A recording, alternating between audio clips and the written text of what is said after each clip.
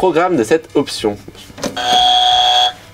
Merci. Pas naturel du tout. Alors l'option déjà, c'est l'option IoT. Donc IoT, c'est Internet des objets en français.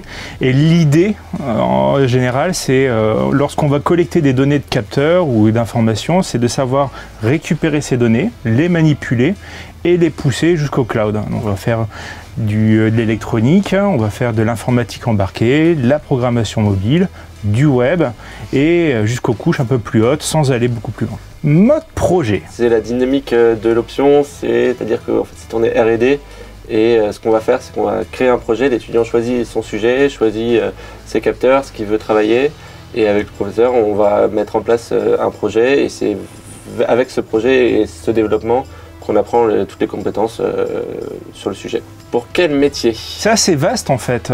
Autant on peut partir sur des métiers de l'électronique, on peut partir sur des métiers du développement mobile, et puis après l'IoT ça touche pas mal de secteurs, comme la santé, comme l'aéronautique, l'automobile, donc bon il y en a pas mal, il y en a pas mal. Alors le rythme de travail. Alors. Dans le rythme de travail, il y a les cours et les projets ça avance pas forcément sur les heures de projet, mais aussi sur les heures chez vous, soit le week-end, soit après les cours. C'est vraiment un rythme personnel qu'il faut avoir avec son groupe de travail, mais il y a beaucoup d'investissement personnel et de motivation surtout en fait. C'est la motivation qu'il faut réussir à trouver. Exemple de projet. Voilà, les exemples que je présente toujours, parce que ça parle bien, c'est la raquette de tennis connectée, c'est un des premiers projets qu'on a eu. L'idée, c'est quand on s'entraîne au tennis, que l'électronique de la raquette puisse nous dire si on a fait un geste correct ou incorrect et nous corriger à la volée. Après, on a des projets qui tournent autour du sport, autour de la santé, autour du bien-être. Puis Raphaël...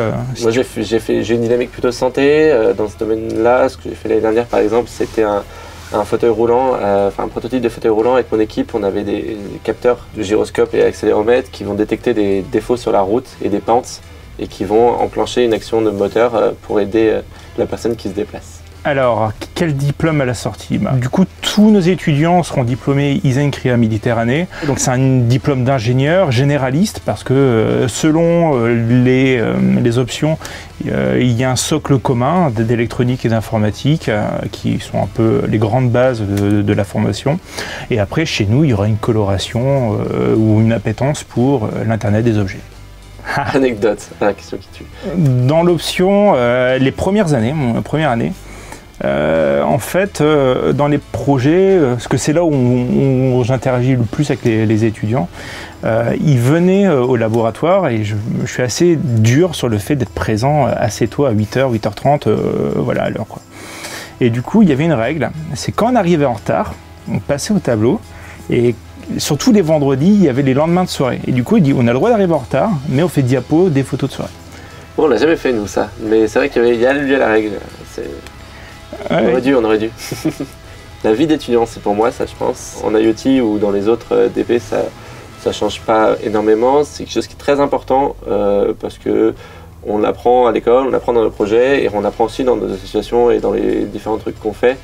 Il faut se faire plaisir, faut faire des soirées pour s'amuser, mais il faut se faire plaisir dans les projets qu'on fait aussi. Faut-il être hyper connecté? Pas vraiment, pas vraiment. Je pense que justement quand on a accès à l'information et à toute cette technologie-là, il faut être éclairé. Voilà. Il faut savoir ce que l'on fait, ce que l'on manipule. Le TikTok de Thibaut. C'est ça.